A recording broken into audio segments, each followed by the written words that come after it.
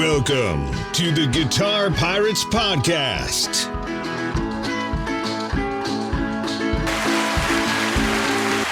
What's up, everyone, and welcome to episode 4 of the Guitar Pirates Podcast. And I am your host, Josh Jones. And I am your co-host, Jim Steger. Guys, what's up, everyone, for the weekend? I hope you guys are having a wonderful weekend. Rolling right along, right past 420, and right into the month of May. With rain, of course. With rain, of course, here in the Ozarks, but we're at April 25th. We're getting real close to the month of May. Summer's coming, guys. Concerts are going to be blowing up. Concerts coming, new gear, summer. I don't know about Summer NAMM. Guys, if you know about Summer NAMM, let us know. I'm going to find out. Yeah, because they released a lot at Winter NAMM. So much gear's coming out. So much new stuff. Concerts are getting added. Festivals are getting talked about. Lineups getting laid out. Let's roll. Let's get it going. Yeah, we don't know the full guidelines yet of said concerts, but if we know something before you guys do, we'll let you know. Or if you know something, post it on our Facebook. Let us know. Guys, talk to us through Facebook. Guys, if you have any ideas, anything you want to have happen on the pod, let us know. Guitar Pirates Podcast on Facebook. We'll make it happen. Even if we misspoke on something, just correct us. Yes. Which, guys, as I'm going to say a whole bunch, rolling right along into the first segment, Dirty Laundry. Guys, my biggest one from the last pod was talking about those stupid-ass NFTs. Excuse my language. I'm trying to keep this PG. I'm trying to keep the pod nice and even. No filth. His finger slipped off no filth. The Bob Euchre button. No filth. I was getting some of my prices and what things were just. I was trying to talk and keep things going and professional. And guys, their bidding for this thing roughly started at $300, and then it climbed to $18,000 for Megadeth's NFT. I was saying that it was selling for $300. The bidding started at $300, and then it went to $18,000 for the Vic Rattlehead Genesis NFT. So, just a little correction here for my April 25th Guitar Pirates Podcast, Dirty Laundry. And that was a perfect 10 out of 10 last week. The only thing, well, I guess I could say 9 out of 10. The only thing that I messed up on that Giggity pedal, the price is $149.99. I'm not sure. I think I said maybe $129 or might have said $199, but I just want to clarify. It's $149.99. You get that through Sweetwater. And the Giggity. Get your Quagmire pedal anywhere you get your pedals. Right. If they come out with a Peter one, I'm over. It's done. All right, guys. I think that's going to be our Dirty Laundry segment for our April 25th Guitar Pirates Podcast. You know what? No, it's not the end. I gotta make one clarification here. We don't necessarily have a set date for this podcast. You know, most podcasts say that, we're coming out on this date, we're publishing here. We don't have a set date. We have to work. We have lives. I have a kid, so good Lord. I can't wake up to save my life. So life is just crazy sometimes. You have to work and keep things going, keep your empire rolling. But we are going to record and publish on the weekends. Pay attention to our Facebook if you're interested in the pod or anywhere you get your podcasts, and just look for it in general. We will announce when we're about to post. Everybody will know when a new episode is going to drop. But for right now, we do not have a set time.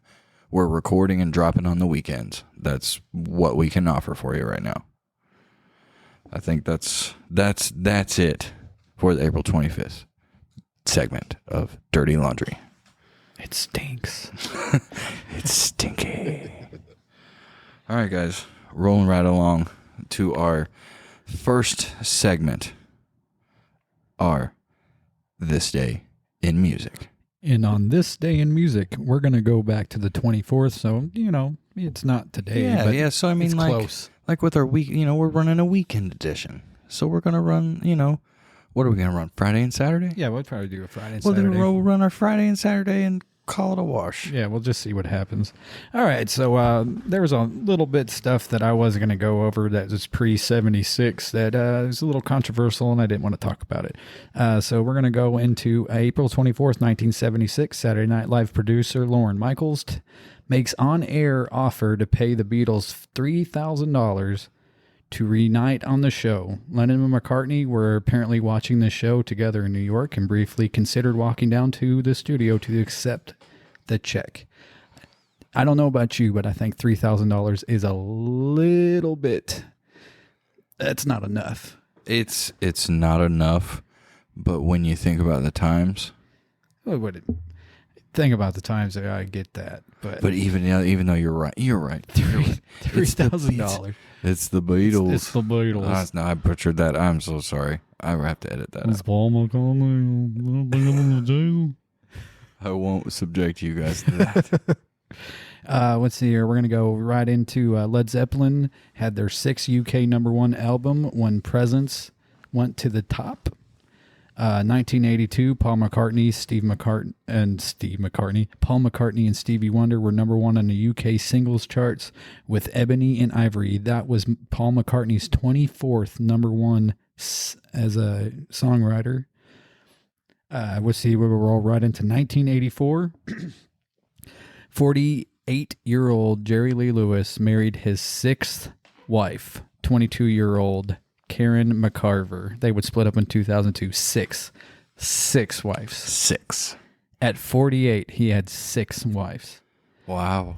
And this 6 different families. I've got one more that I really want to talk about because I think it's pretty cool. In April 24th, 1990, the road crew for Roger Waters discovered an unexploded World War II bomb while constructing the set for the Wall concert in, I'm going to butcher this name, in Potsdamer Platz, Germany. Wow. Could you imagine? A bomb. An unexploded bomb from That's World War II. Nuts. And then the last one I have here, let's see here, 1993, that famous Farm Aid concert. That was Farm Aid 6 in Ames, Iowa. It had Willie Nelson, John Cougar Mellencamp, and Neil Young. That one was one of the biggest. There's 40,000 people at that show. That's what we got for this day in music on April 24th. And then on 92, an orchestra sued Michael Jackson, blah, blah, blah. It's not worth mentioning because I don't think anything happened of it. All right, well, moving right along, since we're doing our weekend edition here, and April 25th, since that's what we're recording, literally recording, 12:30 in the morning, Sunday, April 25th. So, happy birthday, Ella Fitzgerald. Happy birthday, Albert King. That's big. To the late, great Albert King and Ella Fitzgerald. Moving along, April 25th, 1960, Elvis Presley started a 4-week run, #1 on the U.S. singles charts with Stuck on You, first hit single after his 2-year stint in the Army. Ooh. Lots of respect to Elvis for doing the Army thing. And then movies followed right after that. Gosh dang. April 25th, 1967, the Beatles. Just after completion of Sgt. Pepper's Lonely Hearts Club Band, the Beatles embarked upon the next project, recording the theme to the Magical Mystery Tour at Abbey Road. Beatles back in the day were just knocking it out. Yeah. And I can't say the Beatles without going, the Beatles. I just can't get away from it.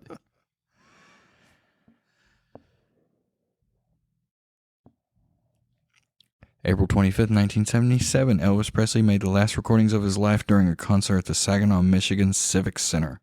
3 songs from the show appeared on the release Presley album, Moody Blue. Excuse me. And tripping over myself. He was at a not healthy weight at that point.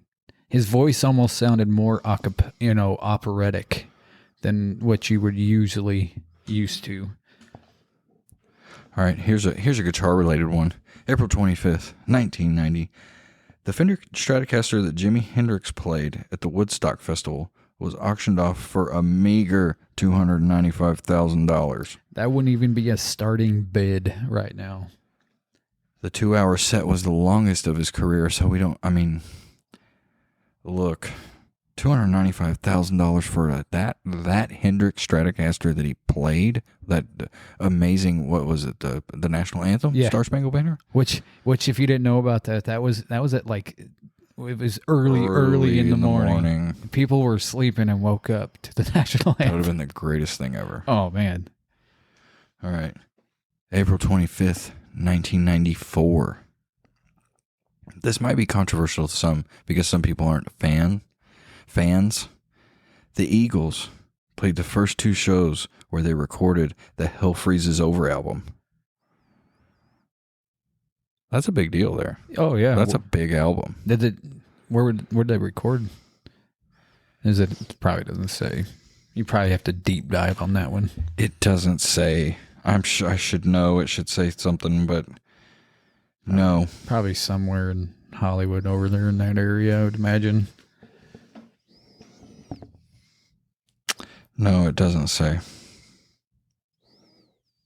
And speaking of the Eagles, this whole time, Hotel California, I always wondered what hotel it was, and that's the Hollywood Hotel out there in California, just so if you didn't know. Jimmy was today years old when he found that out.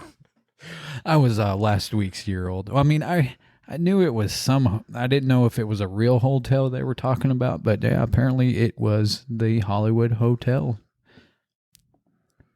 That is. Guys, that is your Sunday, April 5th, 25th, this day in music. And if you know anything that we didn't talk about, because it could be any news, we just try to go over. Yeah, we just try to go over pertinent stuff that's, music related. The highlights, the good stuff. And some of the controversy, especially the one I found, we cannot. I don't feel comfortable talking about that one whatsoever. No, I don't. If you probably already know, but we're gonna move right along to our news, guys. I don't know if you guys know about this. Another Billy Gibbons story. May 16th, Nashville, Tennessee. A Billy Gibbons tribute show. I believe it will be shown on CMT at the Grand Ole Opry. Eric Church, Brad Paisley, Lucinda Williams, called A Tribute to Billy Gibbons. So I'm sure there's going to be more guests. I would Concert imagine. donations benefit first responders, military, nonprofit groups, including USO and Thanks USA. Be on the lookout for this. May 16th. I don't know if it's going to be on TV. Is that going to be do you think that's kind of set up like that Kennedy Center honors where they're up there in the balcony and watching them play? I bet so. It doesn't. I'm not seeing anything if it's going to be recorded or anything like that. I'm just getting this off the CMT site. So that's just what I'm seeing right now. There's no telling. There could be blasted on YouTube. I don't know. But May 16th, Billy Gibbons tribute show, Grand Ole Opry. Excuse me. Moving down the line. Got a funny one here. A little bit. Back in the day, what would you have thought of if Van Halen changed their name to Van Hagar? We all call them Van Hagar anyway. But I think that's like legally, the era of Van Halen, obviously. A little article here, kind of come out, that's coming out. Basically, Hagar joins the band.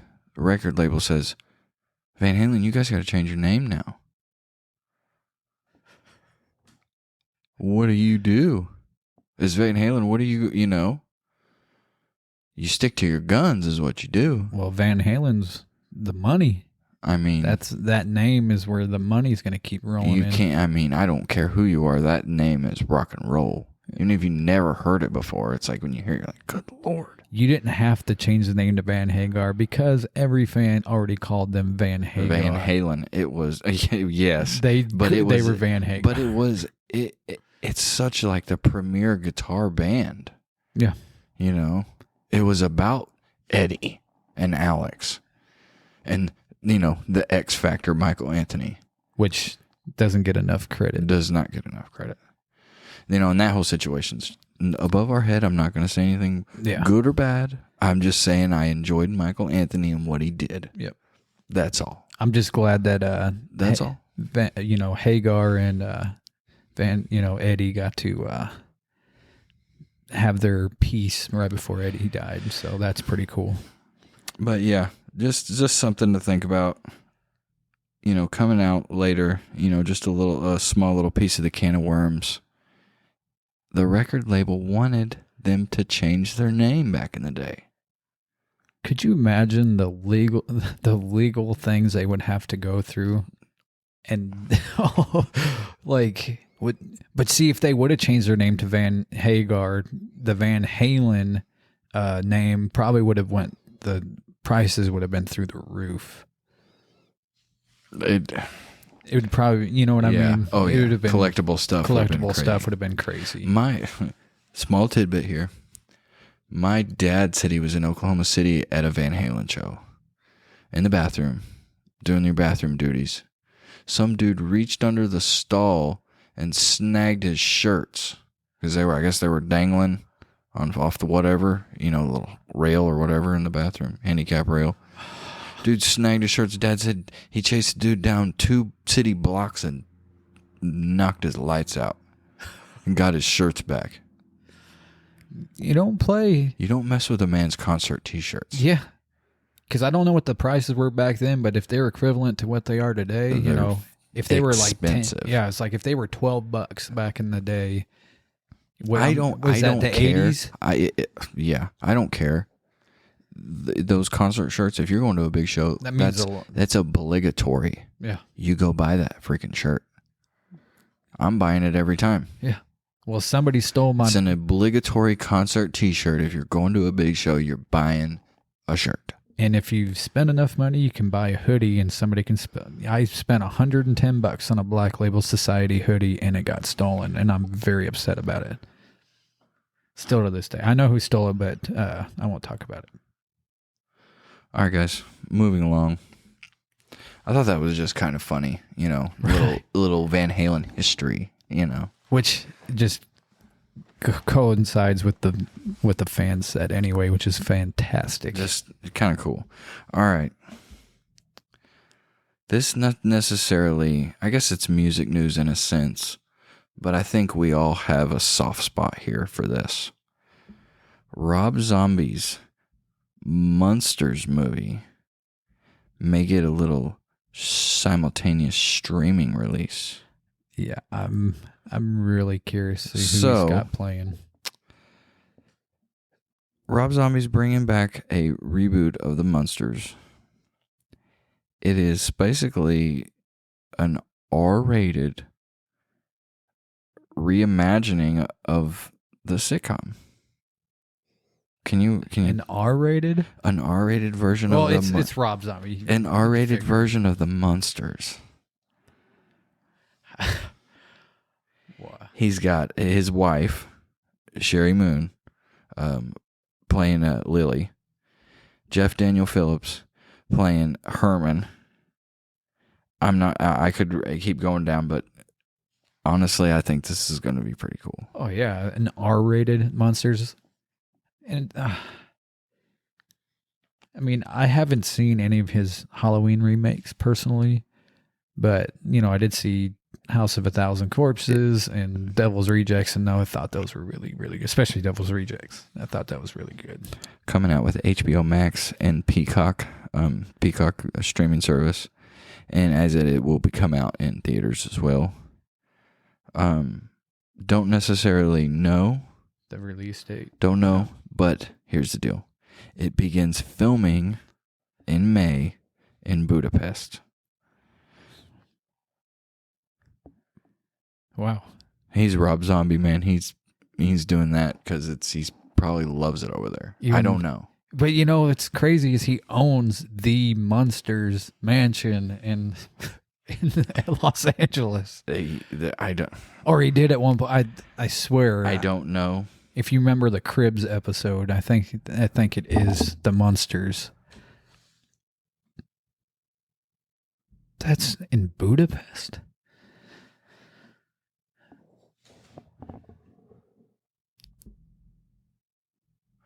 Yeah, Budapest. I think that's crazy. Maybe but some old they got a temple, or maybe they're going to turn it to castle. There's no telling. You know what? They could have had that mansion redone in a set form, so they can easily.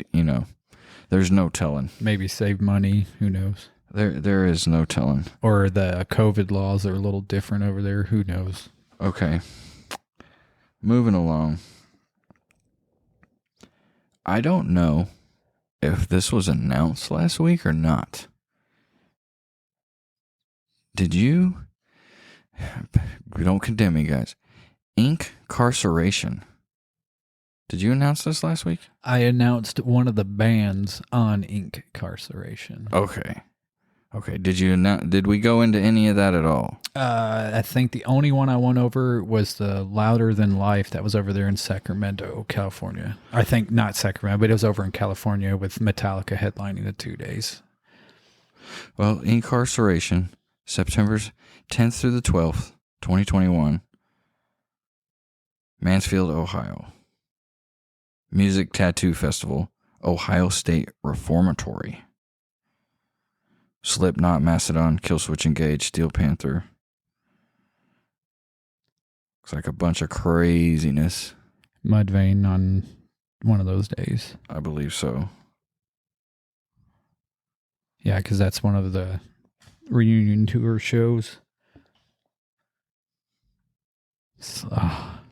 Yeah, I just thought that was crazy. I didn't know if that was had been we'd talked about that or not. I think I just went over the dates. I know we had mentioned something from it, but I know that I just wanted to bring that back up. I didn't know if that was something that was missed or not. Who's the headliner? Slipknot, of course, the first one. What are the headliners looking like through that? I'm looking at the because I know there's some that have Limp Bizkit and Machine Gun Kelly, but I forgot which one that is. Yeah, Friday is Slipknot, Mastodon, Killswitch Engage, Steel Panther. Mudvayne is probably going to be the Saturday. It's not. I can't really. Does it just said that to be determined? Basically, yeah. That one's Mudvayne. It's confirmed. Yeah, for Mudvayne sure. is Saturday. Saturday is Mudvayne, A Day to Remember, Chevelle, Asking Alexandria, Pop Evil, August Burns Red. Sunday is Rob Zombie, Hailstorm, Beartooth, Motionless in White, Fever 333, and obviously it goes on. You can find this obviously on the web. I just wanted to bring that up. I mean, I guess it was a little more finalized right after we talked about it. Yeah. So the little finalization. If I'm repeating myself, I'm sorry. But anyway. And I have to find a way to get there. I have to see Slipknot. I have to see him. All the way up in Ohio. Moving right along. Here's another. This is more edible content here. Kiss biopic. Shout It Out Loud coming to Netflix. Kind of like that Motley Crue thing. Yeah. You know what I'm saying? So basically, they are going to capture Kiss in a certain, era of their career. Which obviously Kiss and, Paul and Gene are going to be watching that one, making sure it's high and tight. Especially Gene. It'd be cool if they went over like the a live album era because that's whenever they ruled the world. Well, it's basically along the lines of with the Motley Crue thing. I think Netflix is just picking up off that. Is it a biopic or is it just not a full-on biopic, just kind of running down? It says biopic, so I mean, it's probably going to be something like the Motley Crue one. I would imagine. Probably like in the same vein. In a dramatization of some Yes, stuff, of course. Of course. But we all know, Gene, most of that stuff's probably true. Probably pretty darn true. Right. Anyway, if you got Netflix, pay attention if you're a Kiss fan. Probably pretty cool. Biopic shouted out loud, coming to Netflix.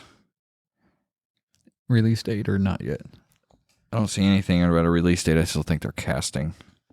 Something that's in the works and it's coming. I'm really curious who's going to be playing. I figure Ace Frehley and Peter Criss would be pretty easy to get, but just thinking about Gene, Yeah, that's the one. you get Gene casted right, and you got it. Who's gonna wear a prosthetic tongue? Who's gonna have to have the tongue right, man? Think about that. The prosthetic. If you're out there and you're listening to this, and you know an actor who can pull off the Gene Simmons tongue, we need to know.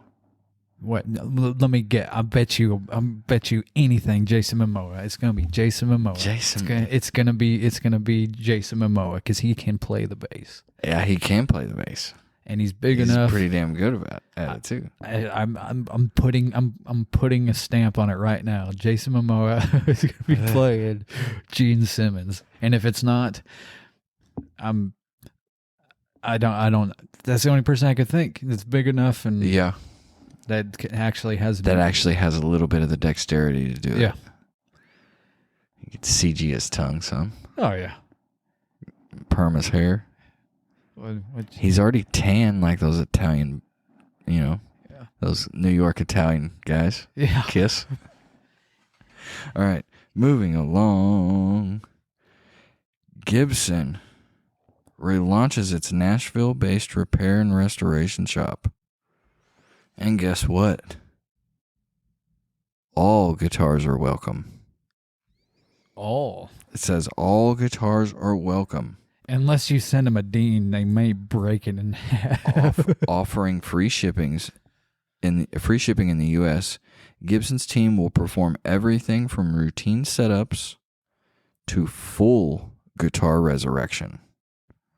Ooh. So you find that pawn shop find. You find old grandpa's 60s ES335 that's got the Bowden neck from, the noodle out back at the pool. You know what I'm saying? You find Jimmy's 1997 Washburn Culprit Dimebag barrel guitar with the neck snapped off. Anything like that. It looks like you're going to get a really good repair shop here. It's Gibson, right? Well, yeah. I mean, especially coming out of their Nashville shop. Yep. Based in Nashville. Because I've been through the shop over there in Memphis. I mean, takes all guitars, electric, acoustic, young and old. It'll even rehabilitate bass guitars, mandolins, ukes, banjos, and resonators. You can get an evaluation over phone or Zoom, send in your guitar, and then research will get back. Gibson R&R will get back to you with a full evaluation and quote. Once you've authorized it, Gibson's going to fix it, call you, collect your money, and then get your guitar back to you. They'll ship it back to you free. So if you can't afford that quote, they'll just ship it back to you, or you have to pay that shipping. I don't know. I didn't see. Which, I mean, even if you had to ship back $25, I mean, if you're going to ship your guitar to Gibson to have them work on it, you probably can afford what they're going to do. Yeah.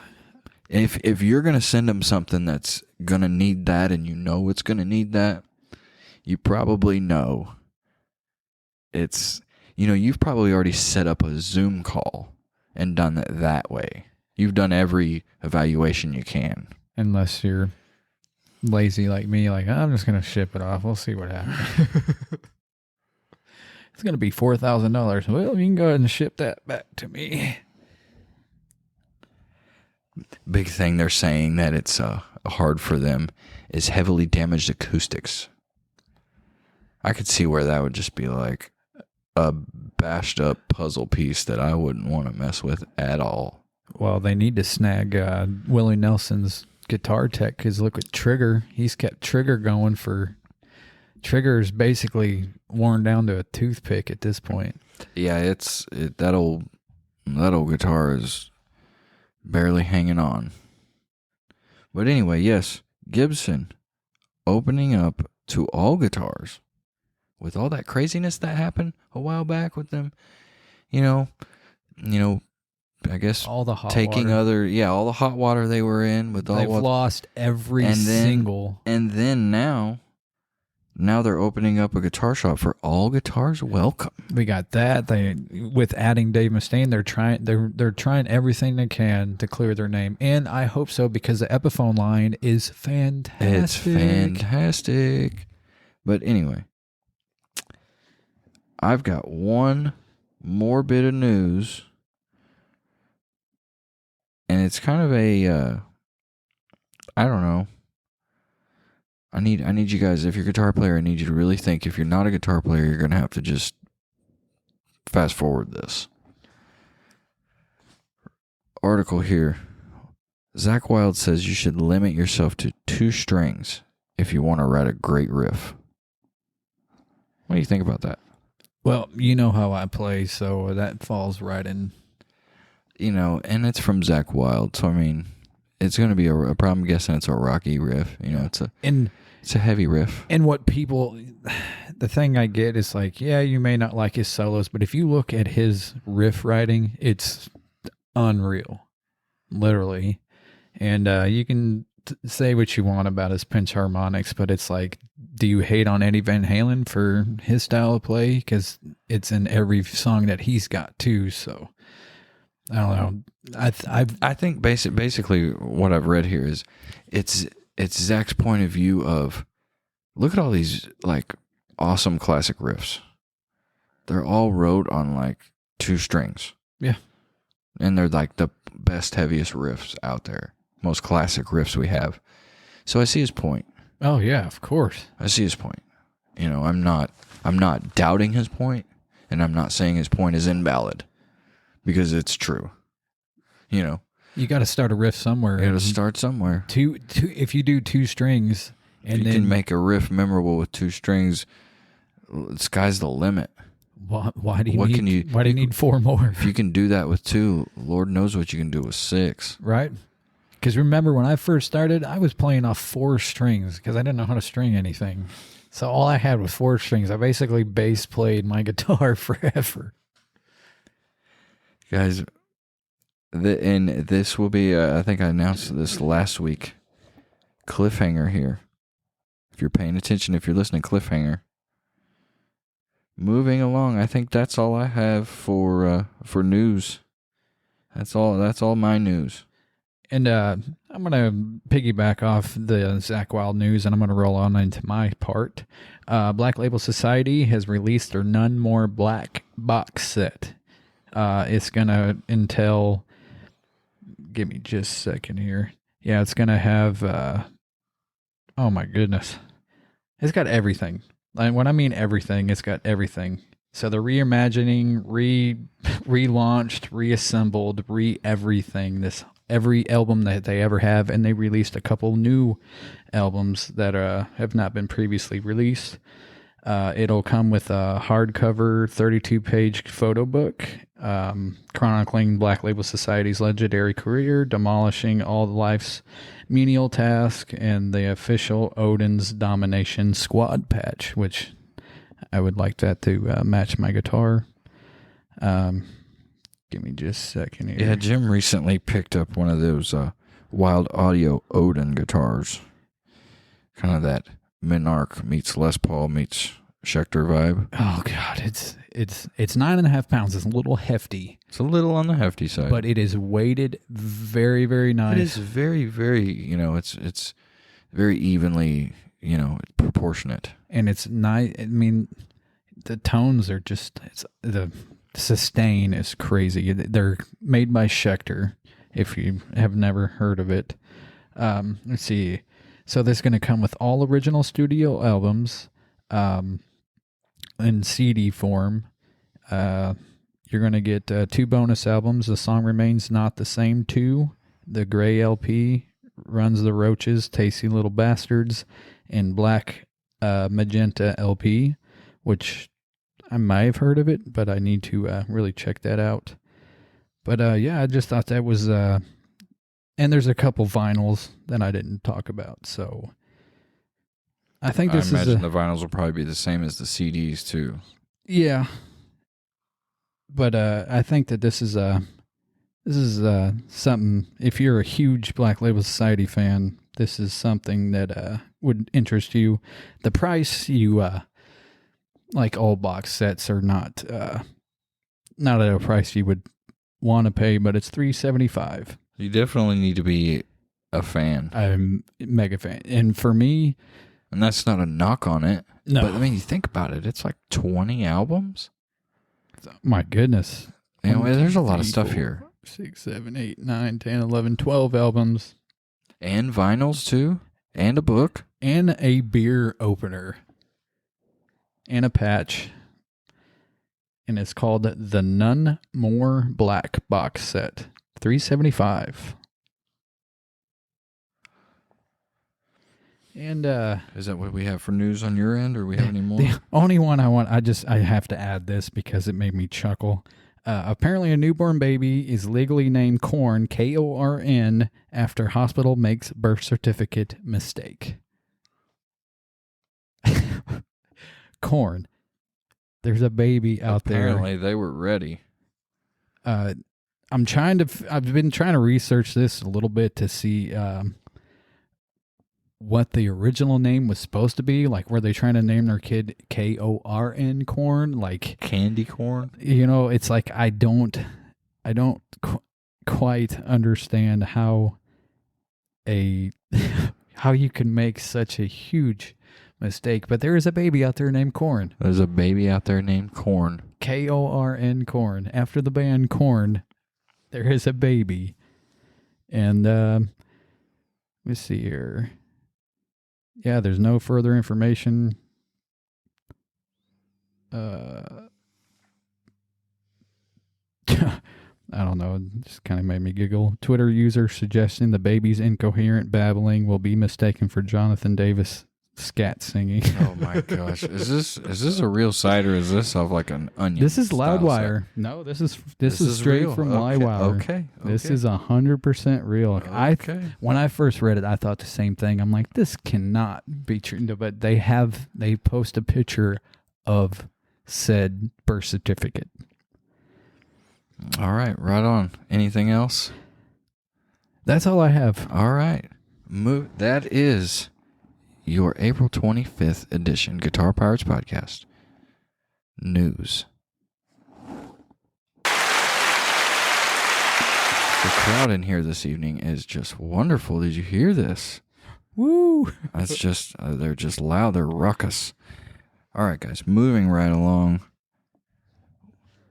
Might be getting a little itchy. What are you itchy Get a for? little gassy. Your stomach rumbling. You might be daydreaming a little bit. You might be dreaming at your house. That little dream in your head. What are we thinking about buying? Going to bed late at night, and you have to get up early in the morning, but you're on websites looking at gear. What is the gear that you what is the guys, gear? What are you looking at? Preferably get on Facebook, Guitar Pirates Podcast. Let us know. What are you looking at? Even if it's gear that's been out for years, but it's just something that you truly want. Because there's a few stuff that I really want that has, been out for years. Like, we are going to make this gas segment maybe a little more influenced oriented sometimes. Yep. We might do that next show. Influence oriented gas segment. But I guess I'll go ahead and I'll start out with my gassy purchases. Or not purchases, but what if I could, I would. Now, I'm not a bass player anymore, but Fender 60th anniversary road worn jazz bass, Olympic white. I'm telling you guys, matching headstock, white with tortoiseshell pickguard, 2 knobs instead of 3. This is just like the jazz bass that originally come out. This thing is to the hilt, road worn, looks amazing. It's a jazz bass. It's a jazz bass, guys. It basically looks like that one Tommy Shannon played with Stevie Ray Vaughan. That was Jimi Hendrix's bass. I think Noel Redding played it or something. The history behind it, I'll have to look that up. If you guys know about that, let's, correct me, please. But it's got it's road worn. It looks great. It looks like a Powell Ferrell fingerboard, a painted headstock, matching headstock. It is not string through. It is a top loader. But this thing is wonderful looking. Check it out. I'm looking at it on Reverb. You can probably find it on Sweetwater Guitar Center. It's a bass, guys. It's a bass. We're friendly to all guitars. Oh, especially jazz bass. That's my favorite bass. Favorite bass. Favorite bass of all time. I think the best shape of any bass. But yeah, we're friendly to all guitars. I think what we need, we're definitely noticing a theme with our podcast. Where we can pick some of the things that we like. Mainly we like, rock and metal and blues. We're gonna throw it up and maybe in the next show or two and maybe do a little country oriented show, a little acoustic oriented show. Bluegrass. We're definitely gonna dabble here. And we may throw my, metal segments into just one small little segment so we can get it over with and talk about everything else. Jim's Metal Minute or something like that. Yeah. Because it's not for everybody. But guys, moving on. Just had to get that out there. What's the price on it? Sorry to bug you. Oh, no. Exactly. Price is $12.99. Hey, that ain't bad. It's not bad for a road-worn Fender. Is that USA road-worn or is that Mexican? Looks like it's Mexican. Still. The Mexican factories. The Mexicans are getting good. The factory's getting great. I mean, I'm sure you can. It looks like there's other places that sell them for a little cheaper, brand new, $11.69 or some. Hell, I've seen some used for $10.49. And if you're lucky, you can get an open box, maybe down to $9 something. But anyway, good call, Jim, on the price. Moving right along down the line. My next little been kind of itchy, kind of kicking the tires on this one a little bit. JHS Paul Gilbert PG-14 overdrive distortion pedal. He's been talking about this pedal for a long time. It sounds really good. I've been looking for a drive. Here's my issue. I've been looking for a drive that's basically a little more than the Marshall in a box thing. Yeah. Not necessarily fuzz, not necessarily a Marshall in a box. Yeah. Basically a distortion pedal, and not a rat pedal either. I have one of those. Yeah, I gave him. I tried it. It's cool, but it's not what I was looking for. I heard the PG-14. It's pretty close. I need to try it in my board. Is what I need. So it's making me a little itchy. So I need to give it a shot here. But I'm seeing 155, 160, 164.99. Is that new or used? That's some used prices. Looks like $199 brand new. Okay, figures. It figures. But it's a great pedal. JHS pedals are great. Yes. Josh Scott and that stuff, their pedals, they're really close to us. I believe they're located in Kansas City. So 4 or 5 hours from us? Yeah, something like that. He's way too big for our league, but I'd love to get him on here and just discuss some of his nerdy stuff and his pedals and his show and how he's like a patriarch for guitar history. I think he's turning into one. Oh, if you yeah. watch his show, if you watch his YouTube stuff, guys, if you're interested in this stuff, check out JHS YouTube. His stuff, it's like a deep dive history lesson on guitar. It's great. It's some of the best stuff out there. But anyway, my second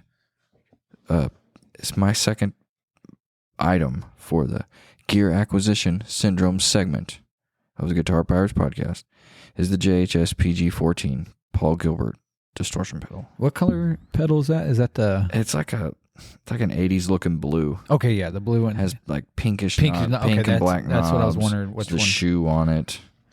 It's pretty cool. Anyway, those are my two finds for the gear acquisition syndrome. And this one is my first one, and it's one that I've been yelled at by Josh here multiple times. Every time I had the opportunity to get one, they're very hard to get through these sites because they sell out very quickly. But it is the PV6505 Plus Mini Guitar Amplifier Head. It's 20 watts. If you don't know any history on the 6505, back whenever Eddie Van Halen was with PV, had the 5150, and the 6505 replaced the 5150, so they just have little gain stage changes, and branding, of course, but basically it's a 5150. If you are a fan of Eddie Van Halen, this amp would be great. If you want to play metal, if you want to play rock, it's got a list price of $599.99, but that is full-on tube. It's got two EL84 power tubes and three 12AX7 power tubes, which of course, or preamp tube, excuse me. It's got an ECC83 preamp tube as well. It's 2 foot switchable channels, 3-band EQ. It's got the crunch and rhythm channels. It's got the foot switchable reverb, which is really handy. I love whenever you can switch on that reverb. It's got the buffered loop effects. It's got the tube stratus, indication, TSI circuit, impedance switch for 16 or 8 ohm cabinets, which I really love that too. It's just a great, USB output, MSDI outputs, XLR and ground switch. It's got the speaker defeat switch, which I don't know 100% do you know what that speaker defeat switch? It's probably for like a recording purposes. If it's got a DI out on it, it'll mute the speaker. Ooh, okay. And then it's got the attenuator or if switch. you're running it out to a PA or anything like that, it'll mute. It'll mute what your original speaker is. All right.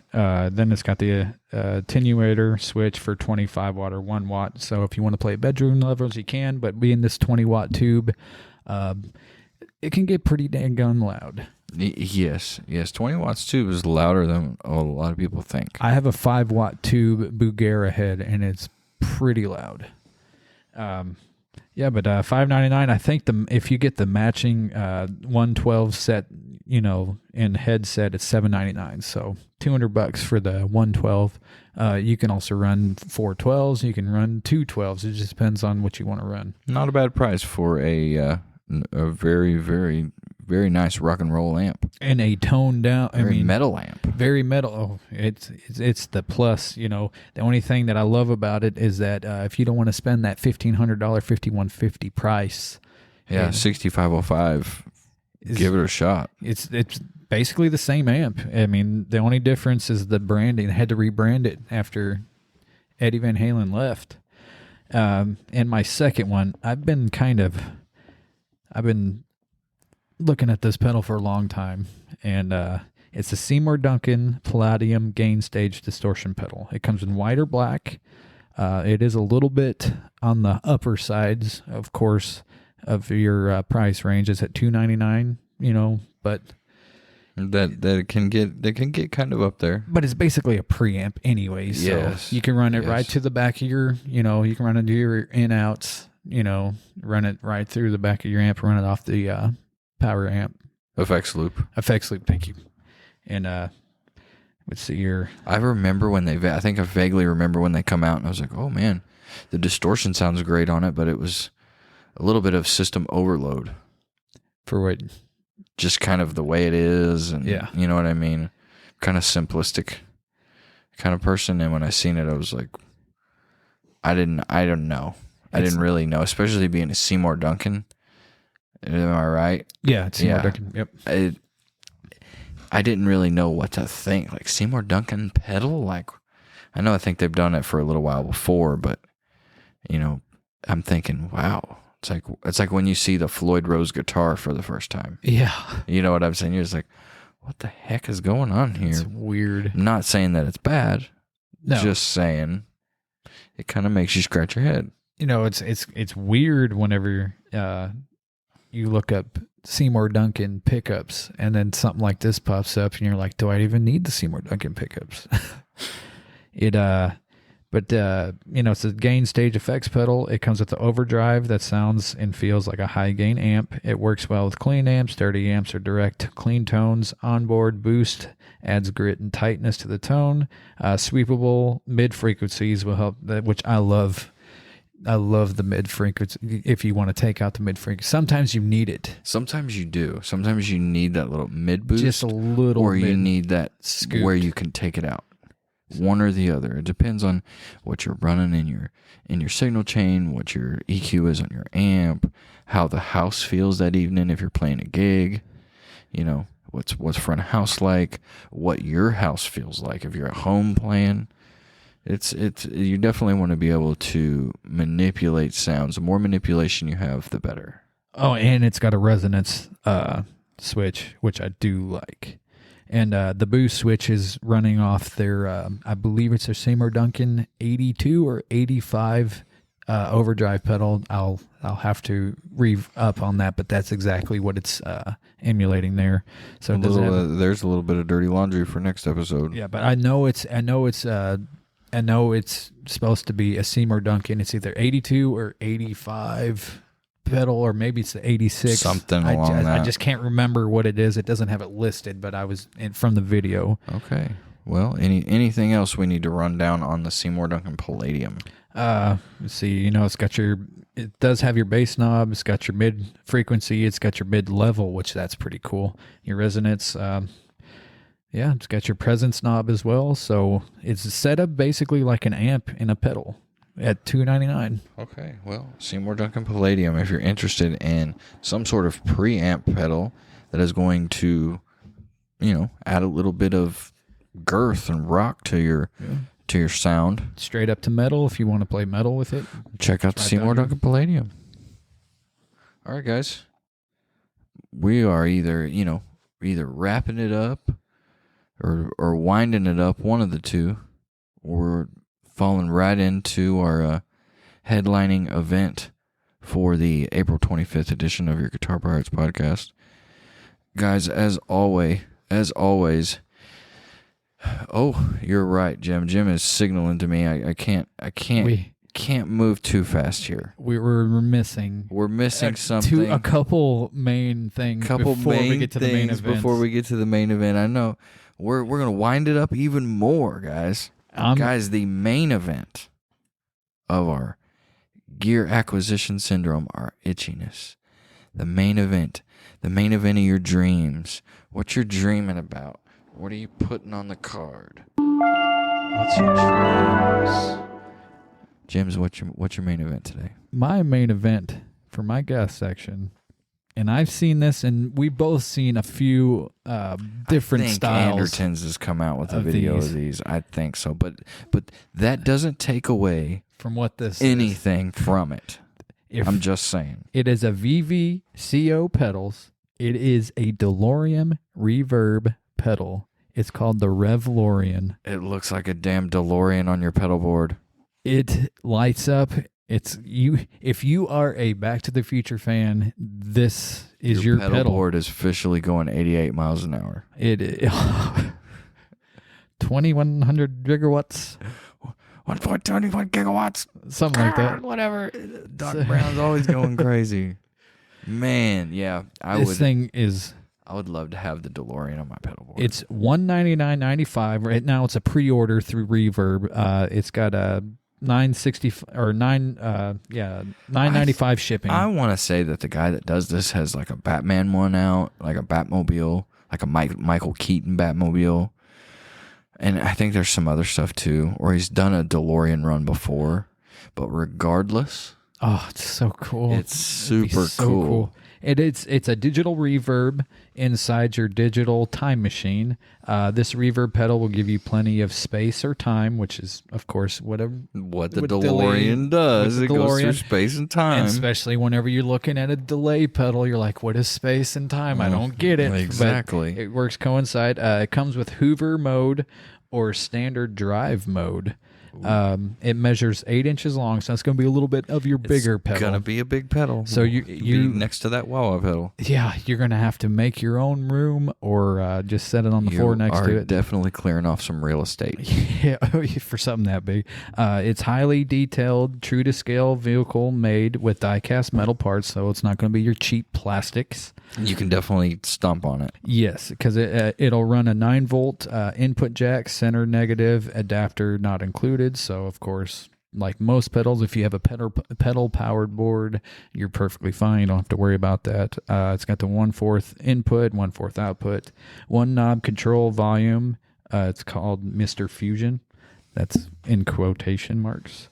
It's 100% hand-wired LED lights, which that's the coolest part. Is it's got fully LED lights all around. That's the thing with these pedals. They're handmade, guys. It's a handmade, hand-wired pedal. It's not just something that you're going to buy in a package at the store, mass-produced. Yeah, it's pre-order You're only. just not going to do it. So there's guys that are our age that are probably freaking out, going, oh my gosh. Just like me. I need the DeLorean on my board. Because if you look at it, it literally looks like a die-cast car that you're going to have sitting up on a shelf. But people are going to see it on a floor, on a board, and you're going to turn on your pedal board, and it's going to be all lit up. People are going to wonder why you're stomping on Doc Brown and Marty. Why do you keep hitting your car for? What do you keep stomping on Marty for, man? That's the stupidest thing I've ever seen. But yeah, give a big shout out to VVCO Pedals. They're out of Lake Forest, California. Hit them up for this pedal. It's $199.95, $9.95 shipping. It's pre-order only at the moment. If you want your pedal board to go 88 miles an hour or more. Yeah, that is some fantastic news. Literally going back to the future. And the cool thing about it is that the tires are folded up like it's flying through space. So I thought that was pretty cool. Attention to detail. Shout out to those guys for making a great pedal. It looks literally. You think it's legit, dude? It's legit. Like there is no. It's not wrong. And even the inside is fully done. So the interior, the little the interior looks good. Whatever that the control panel, the flux capacitor. The flux capacitor. It has the flux capacitor that lights up. All right. And anything else about this DeLorean pedal?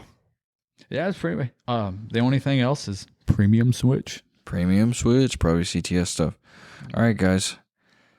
This isn't necessarily a reverb find. I know. Boo, boo, boo on me. Whatever. I think this is a pretty sweet thing that's just come out. Fender reissue 1968 custom Vibrochamp reverb. Brand new at $750. Upgraded to a 10-inch speaker, 10-inch Celestion. It's a digital reverb.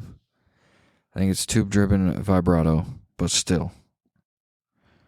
This thing looks the part. It is the part. It's silver face. I think I've said 10-inch Celestion. 2 input. Guys, it's got all the bells and whistles for a great silver face Fender.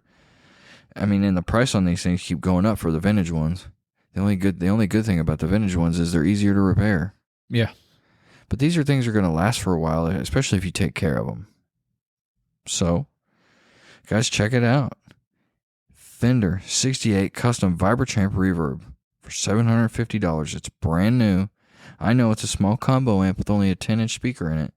But I mean, you get any of that boutique stuff, you're going to be paying double that for a combo that's even slightly bigger. Does it say what type of Celestion's in there? Or is it just is it the 70, 80 Celestion? Because that's what a lot of them will come out with standard. I wouldn't think that it's like the vintage 30 or like a greenback or anything. That's more like a Marshall thing. 10-inch Celestion 1030. 1030, okay. That's just what it says. But guys, they're not anything special today on my reverb find. But I really think this amp is a new amp that's pretty sweet. Especially if you're a Fender. Especially if you're a Fender guy for and you're looking $750 for something that's got tremolo on it. Like a really good, sweet, lush tremolo. This is the amp you need to check out. And Fender clean tones are the clean tone is probably going to knock your socks off. If you have a clean tone Fender with a little bit of reverb and you hit that first pluck, plink. You just know. You know what you got. Instantly. You know what you got. All right. But that is my main event for the Gear Acquisition Syndrome segment of the Guitar Pirates podcast.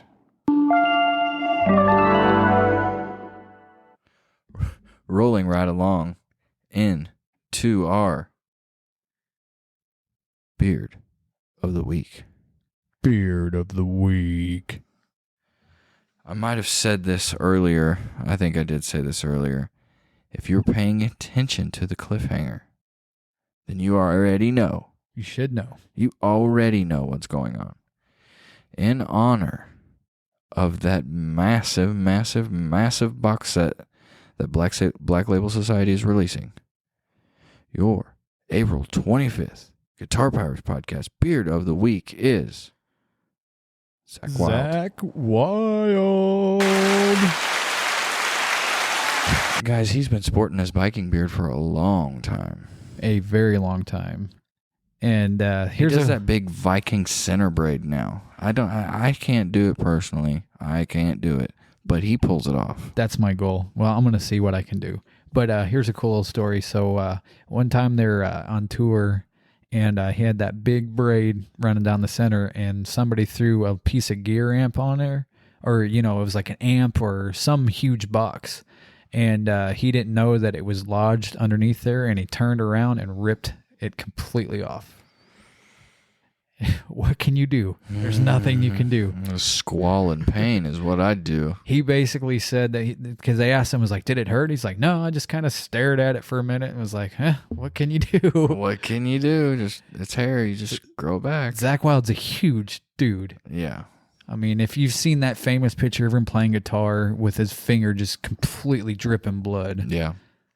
Which that was in the first song of the set. That would suck about the beard getting caught in the deal, like in the piece of like road gear.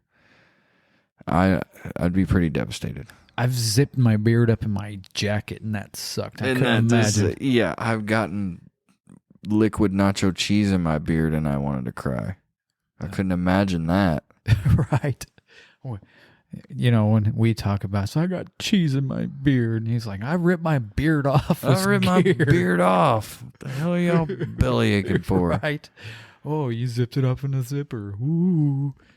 That hurt, man. I'm still have a baby beard. I mean, it's getting down there, it's getting close. But I'm not even at a year yet with my beard. Yep. It fills in. People don't realize, like, you grow it out, it fills in though. Like your thread proper count care fills in. Yep. Fills in and fills out. It's not just like grows out and it's like there you go. It fills in and fills out. And once the itchy stage is over, sometimes you don't even know you have a beard. No, you don't even know. You don't even Somebody will wake up and you gotta like look for it just to make sure it's still there. Or until you go to eat something and you're like, oh Christ, gotta keep your mustache trimmed. Or a request a straw. I personally do not drink out of a cup without a straw. Stuff gets in my beard, in my mustache. I can't do it. I do a pour spout. Coffee cup style. Yeah, the coffee cup will have a pour spout on it for me. But like a soft drink or water, it's got to have some sort of spout to it. Because if not, it gets all up in the womb broom. Especially that pizza sauce. I got to fold my pizza in half now. Yeah, I cannot eat it normal. It's rough. It's a rough life, but hey, man, somebody's got to pay the cost to be the boss. Yeah. Look this good. That's right. That's right. And Guys, shout out to Zakk Wylde as our beard of the week. Shout out to Zakk Wylde for the April 25th Guitar Pirates Podcast Beard of the Week. Rolling right along. I believe it's main event. Main event time. Our main event, guys. We've come this far. You've made it this far. Episode 4. The Guitar Pirates Podcast. We're still here. We're still cooking. Guys, hit us up on the Facebook, Guitar Pirates Podcast. Leave us a review wherever you get your podcast. Apple, Spotify, Stitcher, Amazon, Google, wherever you get them. Leave a review. If it's a bad review, at least be respectful. Yeah. All this super negative stuff, it'll either get blocked or, reported, whatever that stuff is. We're not here for that stuff. If there's something that you're like, when you guys talk, do this or don't do that, because I notice myself doing stuff, but being it's our fourth podcast. Podcast ever. Starting from, we don't know how we're going to start this. We don't know how to change subjects to here's our fourth. To here it is. So, so we're just bear with us. We'll get better as it goes. But yes, constructive criticism is wanted. Always welcomed. Guys, this week's main event, we're going to lighten it up a little bit this time. And open up the talkways a little bit. Open up the talkways for us and everybody that, listens to the pod, that's friends on the Facebook page. Guys, I know I said Instagram in the first few episodes, but I think what we're going to do is concentrate on the Facebook page for a little bit right now. And then it's the easiest. Once we kind of get rolling, we'll do the Instagram stuff too. I think the hashtag thing will help us. We want this podcast to grow, guys. If you're listening, I'm sure you guys feel the same way. But moving back into the subject of the headlining event for your April 25th Guitar Pirates Podcast. Guys, we're going to run down a desert island? Yeah, if you're stuck on a desert island, what are the 3 albums? I was going to say, I first originally said 5, but, that's too easy. 3. We could be here for a while if we did 5. Yeah, because and we're going to try to condense this. Jim, don't cough into the mic. COVID style, sorry. COVID, social distancing. We're running a little long. This one's going to be our longest podcast yet. We're already almost at 1:08.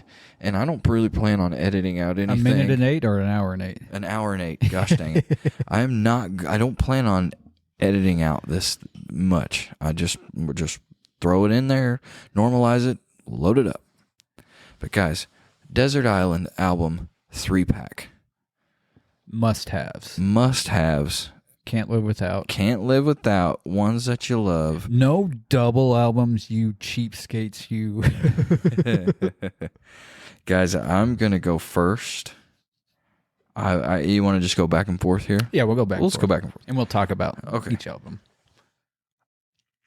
My first album. Blues album. Muddy Waters. Hard Again. See, I asked him, are you going to give me a rundown of your albums, or are you just going to throw it at me? I'm just going to throw it at him. Guys, it's a 9-track album.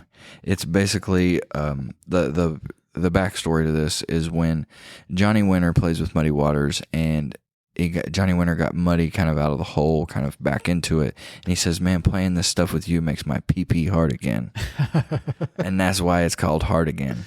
And it's just so good. It's so bluesy. It's got the great harmonica on it. And Johnny Winter is so good on guitar. And it's just those two together. And that's Muddy Waters. And Muddy Waters' voices. Unreal.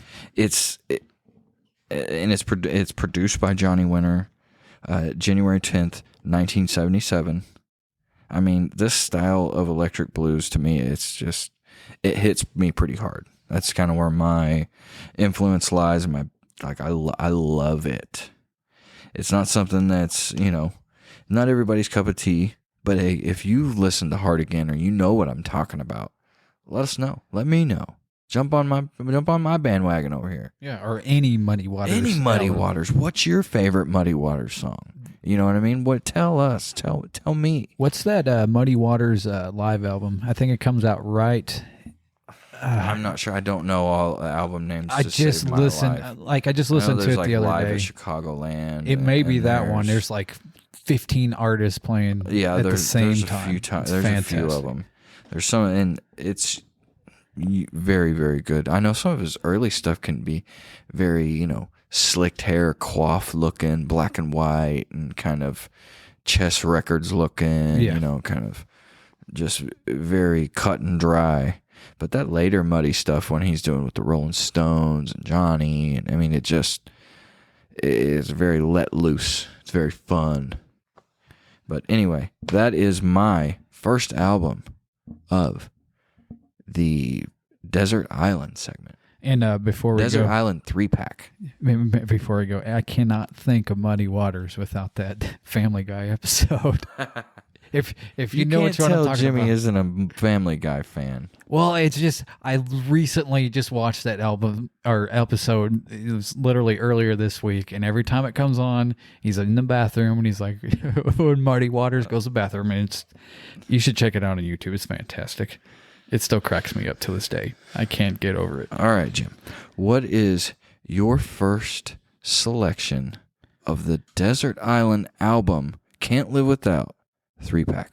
Well, the first one I'm going to go with is Metallica's And Justice for All.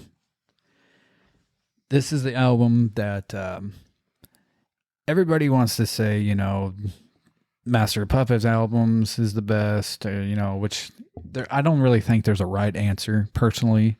But the song And Justice for All ever, or, just the song, not just the album, that song is my favorite Metallica song. I think it's in my top 3 favorite songs of all time.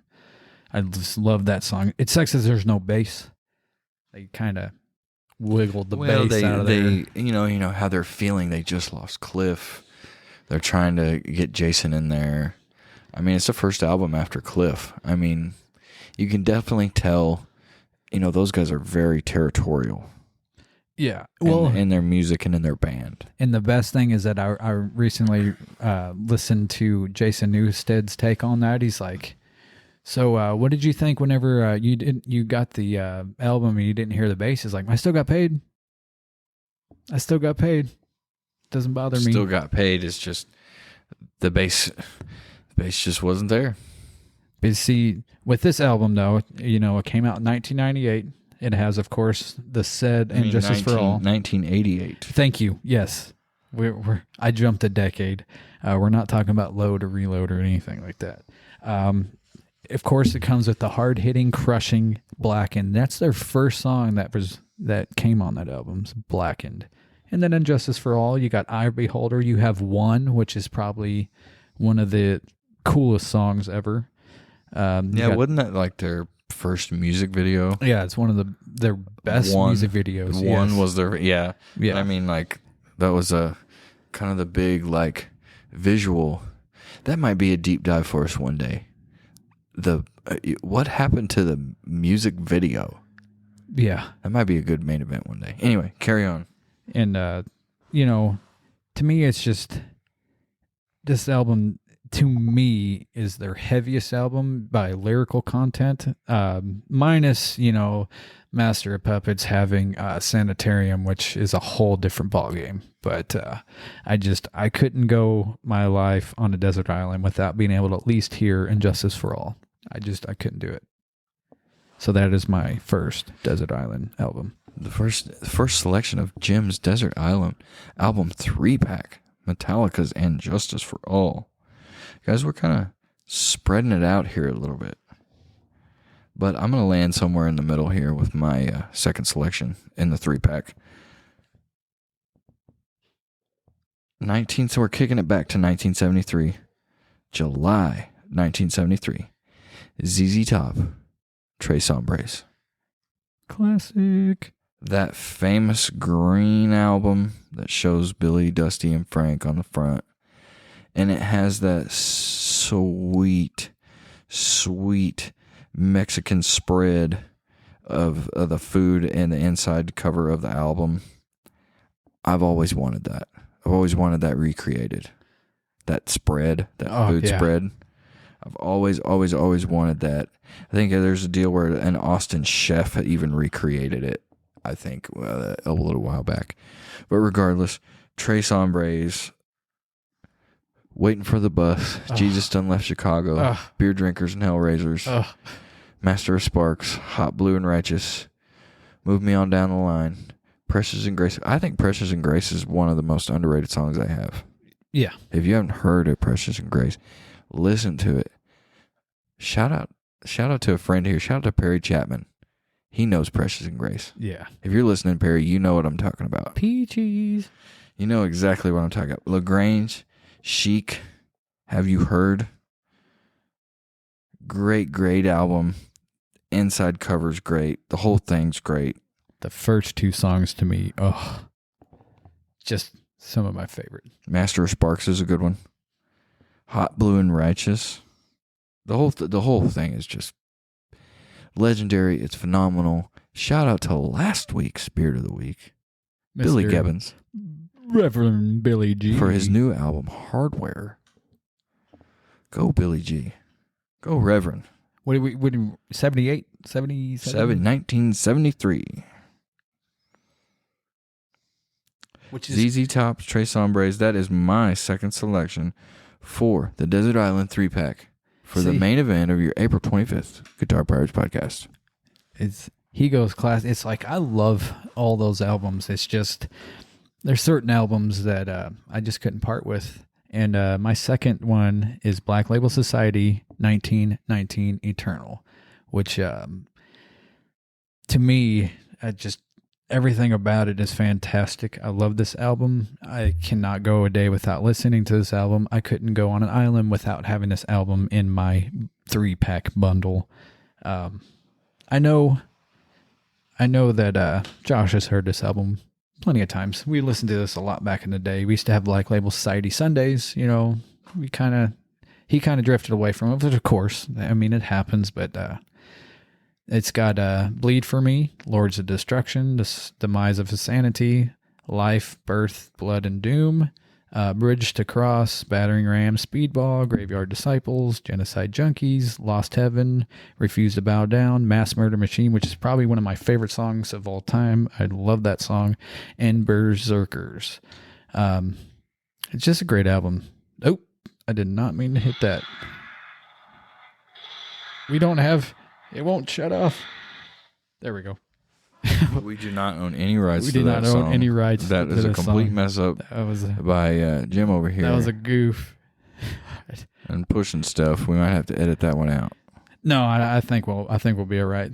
Zakk Wylde, please don't sue us. You're our beard of the week, Zach. You're cool. You're our beard of the week, Zach. Either come onto this, you can come onto the show and just chastise Jimmy all you want to for that fleet-fingered mess up over there. Oh, if Zakk Wylde, we're definitely putting this in dirty laundry. Yeah, if Zakk Wylde came on, I would probably faint, as everybody knows. That album was released in 2002. I had a tough time going between this one and the Blessed Hell Ride, because those two albums are just, if you're a Black Label Society fan, I know a lot of people don't know about them. You may know who Zakk Wylde is. You may have heard of Zach Sabbath, but this album is a very big part of my life, and I couldn't spend a day without it. Great album. Great guitar work. The riffs. Just the riffs. Anything else that needs to be said about this album?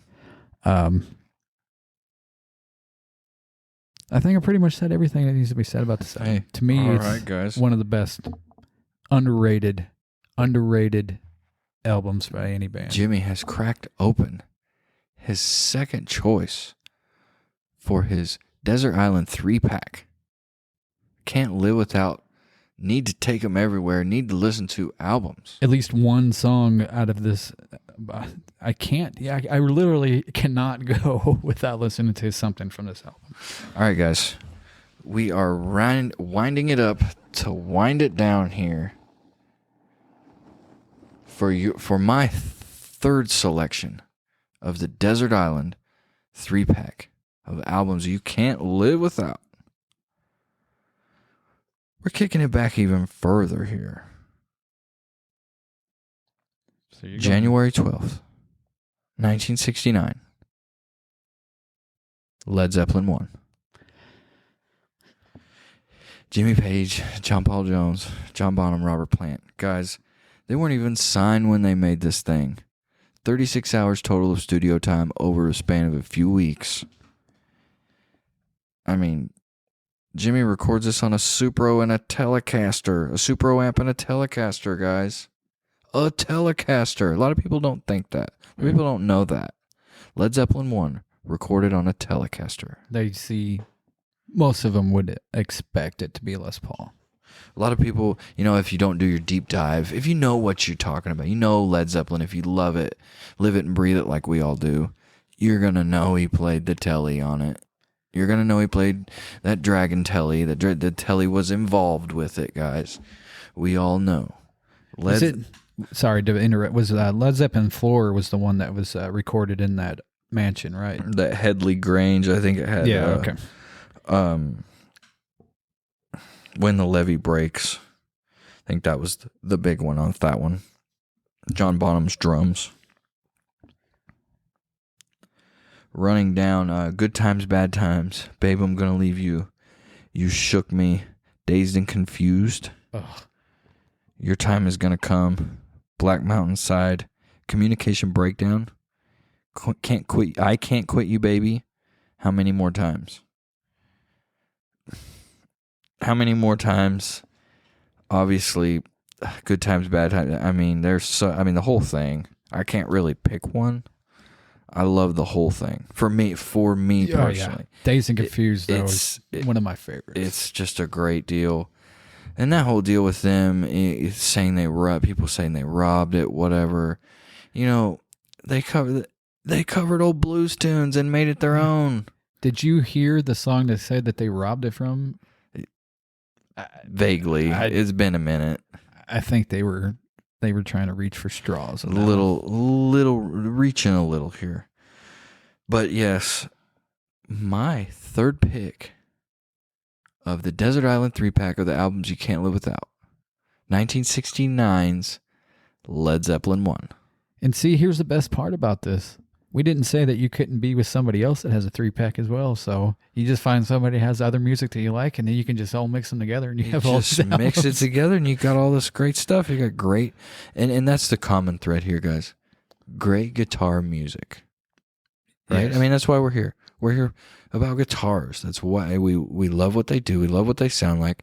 The guys that play them, the gear that's involved, our influences that are involved in this. Yep. We're just basically letting you in on the messenger conversation. And my third, which I made it third because it's my lucky number. It's this guitar player's lucky number. It encompassed his whole life number in third. Yeah, no. Before you this, I just want to preface. Sorry to interrupt. None of these were in any particular order. No. None of them. And I didn't do this on purpose, but I just thought about it right now. Gotcha.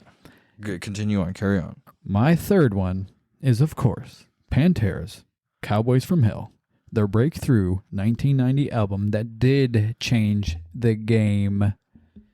Dimebag Darrell changed the way guitar was thought about and played, just like Eddie Van Halen. I think he could be a deep dive on a main event, just dime period. It's probably one of my favorite metal albums is Cowboys from Hell. It's fun. Yeah. You go from Cowboys from Hell, of course, and everybody knows about Domination, but the sleep solo is, nobody really talks about it. That's one of the best solos. I think there's just a lot of people there's so much you have to wade through. Well, I mean, you look at the Monsters of Rock and you see the Domination solo. It's just... It's hard to get around the riff. It's hard to get around the riff. It's hard to get around the riff. But I mean, then when you write a riff that grabs you like that, like you hear that, like you're gonna run through a wall. Oh man, the end. The ending of I just went completely blank. Cemetery Gates. Yep. When he's running with Phil's voice. Yeah, Phil's voice was insane back then. He just those loud just screeches. I know they weren't screeches. Guys, if you're a vocalist, please don't kill me for butchering the technique. To me, it was running off of Judas Priest. I mean, because they toured with. Yes, he sounded damn near like him. He's still, because Rob Halford, seeing them at he's seen Dimebag on a Canadian TV show wearing one of their, I think Hellbent to Leather. I think it's Hellbent to leather shirt or something like that. And he called them up to go down there, watched them play, talked about them, and next thing you know, they're touring Europe with Judas Priest. When you got a hot band, it's almost just like fate. Oh, I mean, you gotta, if you talk the talk, you gotta walk the walk, and Pantera's walking the walk every time.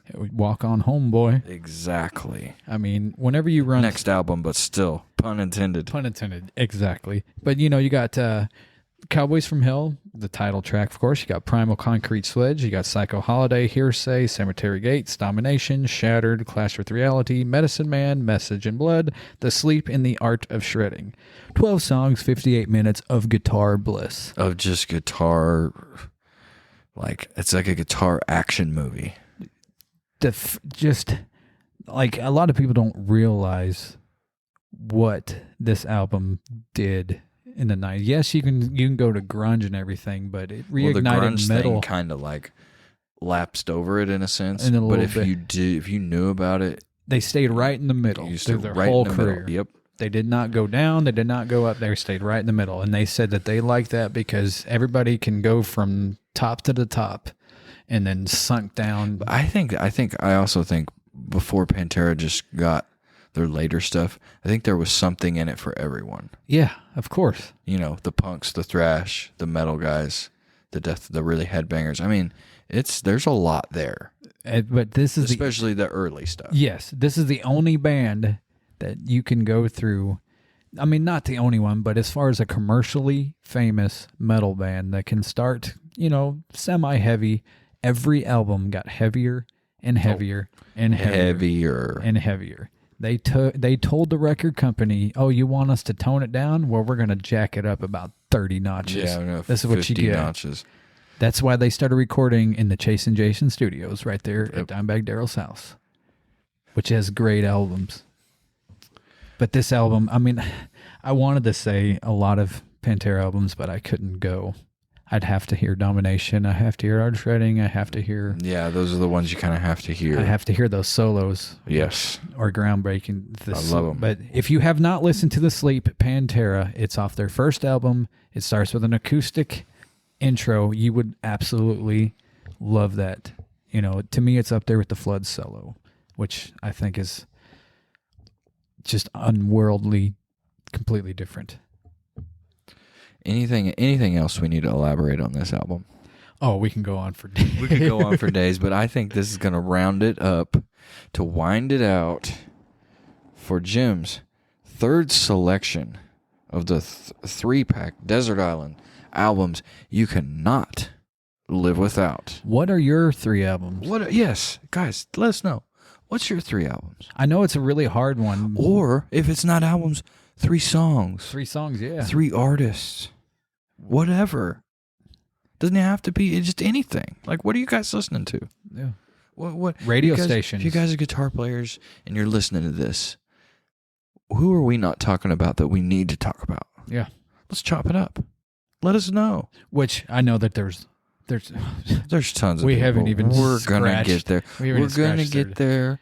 We're just literally, guys, 4 episodes. Sometimes it's you talk what you know, and then later on you learn what you talk, if that makes sense. What you used to say? If you learned anything from this, it's by accident. Yeah. If you learned anything, it was by accident. And I'm going to throw this out here. Somebody told me the other day they don't listen to music. They said that they don't like it. And I'm not going to mention this person's name, but he's going to know exactly who he is. And you know who it is. I can't think of him right off the top of my head, but you'll have to tell me once we stop recording. But guys, that's our main event. Thank y'all so much for sticking around. This is episode 4, your April 25th Guitar Pirates podcast. Our Beard of the Week, Zakk Wylde. Zakk Wylde, shout out to Beard of the Week. What a rundown. We had a hell of a news. Guys, if you're interested in the pod, leave us a review on wherever you get your pod. Like us on Facebook. Leave us a review there. Give us a thumbs up. Good, bad, guys. good. Post memes. Give us some memes. Let's talk about it, guys. If you got something going on, let us know. We'll shout you out. If you have exactly. If you have a band, you got a band, you got something coming up. Shout us out. Let us know. We're going to shout you out in the pod. It doesn't matter if it's metal, if it's bluegrass, whatever it is. If you're playing an acoustic show down there at a coffee shop, let us know. We're going to shout you out. Guys, thanks a lot. Episode 4, your Guitar Pirates podcast. And until next time, I've been your host, Josh Jones. I've been your co-host, Jim Steger. Peace. Later.